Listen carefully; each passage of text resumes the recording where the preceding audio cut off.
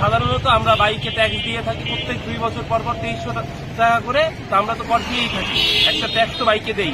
Bike কোনো বিলাসিতা নয়, বাইক আমাদের প্রয়োজন। সরকার একটি অগ্রিম আয়কর ব্যবস্থা চাপানোর চেষ্টা করছে বাইকারদের উপর, যেটি আমাদের কাছে মনে হয় একটি জুলুম, একটি অত্যাচারিত একটা ব্যবস্থা। কারণ হচ্ছে 37 লক্ষ বাইকার, এর মধ্যে অনেক নারী বাইকার রয়েছে, অনেক অফিসগামী বাইকার রয়েছে, অনেকে আছে যারা রাইড শেয়ারিং করেন। তো তাদের উপর আয়করটা একটি বোঝার মতন দাঁড়াবে। দেশের অর্থনীতিতে আমার মনে হয় যে এটি একটি বড় স্থবিরতার সৃষ্টি হবে। তাই আমাদের দাবি হচ্ছে এই অগ্রিম আয়কর ব্যবস্থা তুলে দেওয়া হোক। যখন একটা বাইক কিনতে যায় অলরেডি এটা কিন্তু 156% ভ্যাট দিতে হয়। তারপরে আমরা আবার রেজিস্ট্রেশন করতে হয়, রেজিস্ট্রেশন করতে গেলে আবার আমাদের 15,000 টাকা গুনতে হয়। এখানে কিন্তু শেষ না, আবার আমাদের 2 বছর পর পর কিন্তু আমাদের ট্যাক্স রিনিউ করতে হয়। তো এরপরেও আবার আয়কর, আসলে এটা কেন বা কিসের জন্য? সাধারণত আমরা বাইকে ট্যাক্স দিয়ে থাকি প্রত্যেক 2 বছর পর 2300 টাকা করে। তো আমরা তো কর দিয়েই থাকি, একটা ট্যাক্স তো বাইকে দেই।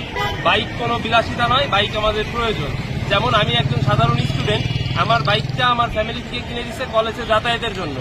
আর যেহেতু এটা বিলাসিতার পণ্য নয়, যেমন আমাদের ঘরের খাট, চেয়ার, টেবিল আমাদের প্রয়োজন, বাইকও আমাদের প্রয়োজন। এই কারণে আমরা এই বাইক দিয়ে ভাড়াও মারি না, বাইক আমাদের সাধারণ কাজে ব্যবহার করি। এই কারণে এই যে এক্সট্রা যে করটা, এইটা আমরা বিরুদ্ধে। যদি এই বিষয়টা এখানেই থেমে না যায়, সরকারের কাছ থেকে কোনো নির্দেশনা না আসে, আমরা পরবর্তীতে আবার আমরা সাধারণ বাইকাররা এরকম কর্মসূচি আবার নিই।